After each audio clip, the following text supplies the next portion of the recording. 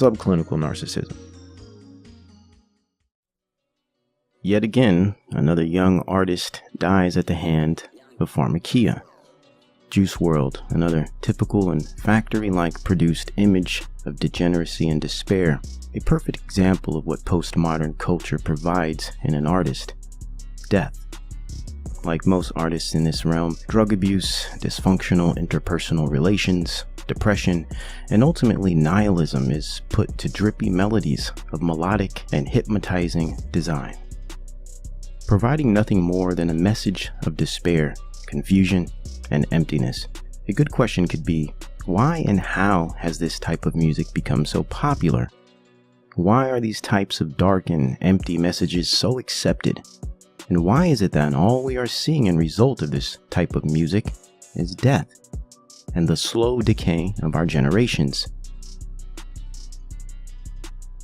I will attempt to provide answers to these questions. Let us dig in. Let's first distinguish two categories. One category being that of the entertainment artist, influencer, or celebrity, and the other being that of the general population, or average person, mainly of the millennial and Gen Z groups.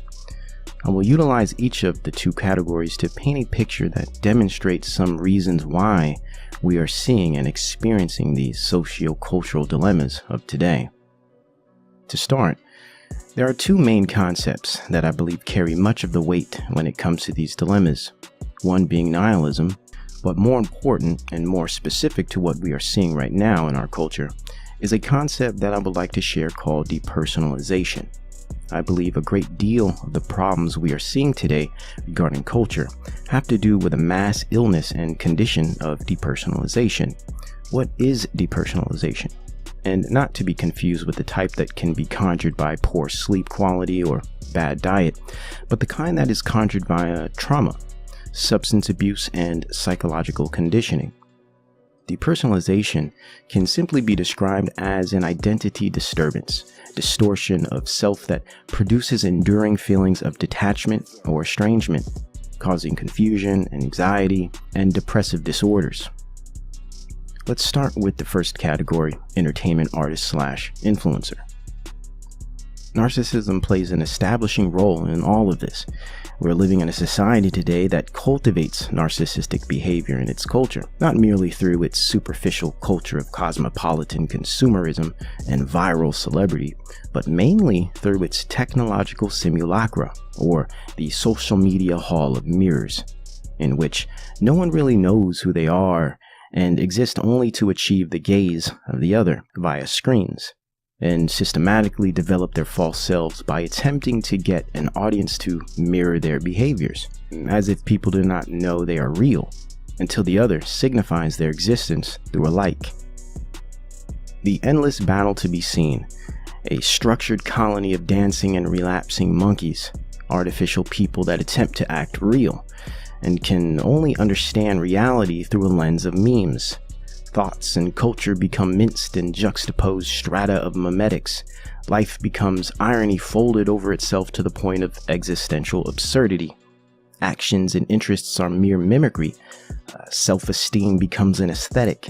An identity is shopped for and purchased like winter sweaters. Subsequently, you will also find identities change with the seasons.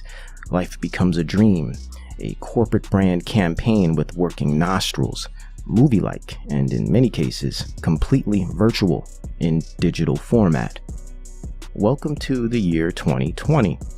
Entertainment artists like the late Juice WRLD and all the others only get to the position they are in through this level of lack of self and essential narcissism, the obsessive need to be seen and adored, revered for one's special uniqueness or talent. In other words, the spotlight, as it is so called, tends to be a haven for the narcissistic personality, like a moth to a flame. The pattern of this all is fairly simple. Of course, it all starts with a lack of God and a stable worldview, followed by abuse or trauma, usually in childhood. These children grow up with a hole within them, a void, that is filled by the creation of a false self, which ultimately demonstrates itself through behavioral narcissism and ameliorated through the attention industries, whether that be film, music, and now social media.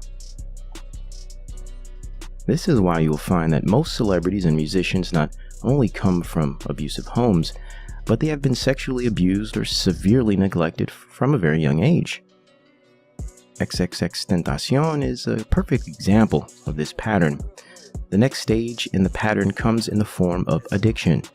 The narcissist is always addicted to something, and all addicts suffer from a form of narcissism, described in putting one's needs of something over all else, regardless of the circumstances.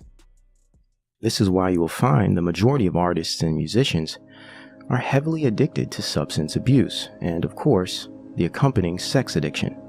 This pattern is prevalent and very easy to spot. Attention, drugs, and sex tend to be the addictions the entertainment artist suffers from most. And it is essentially their lack of God and dis-ease of narcissism that brings them to this point, the point of a nihilistic worldview and a state of depersonalization. Here is where the real dilemma sets in. The entertainers become famous and infect the entire society with their illness through the accumulation of fans and industry media support and promotion. We call this the enabling faction, that which normalizes, justifies, and lionizes mentally ill and spiritually corrupt personalities. From here, this is how culture is ultimately created, through the systematic formulation of these synchronistic processes. As they say, do it for the culture, or do it for the gram. If they only knew what those statements actually meant. But let us continue. So as we can see, mainstream entertainers become entertainers because they have a void within them that exaggerates the need for attention and recognition, a toxic desire and irrational need to be seen. Not merely seen, in fact, but famous or infamous. Their toxic narcissism and comorbid mental illnesses lead them to addictions that usually end up in their early demise. The strangest part is when the general public reveres these types of personalities, and it is usually because they identify with them, because they either suffer from similar illnesses or have been conditioned to through the technological simulacra our generations are trapped within. Their reality has become so distorted and misleading that they no longer make decisions for themselves and have no way of seeing outside of the cultural paradox they have been consumed by. Now let's talk about the general population. Second category. Especially those born after, say, 1996. They're all part of a new breed of human beings. Literally. Their brains are wired completely different due to being raised in an era where technology has replaced many human instincts and behaviors. And no, this is not something called progress, though the establishment will love to fool you into believing so.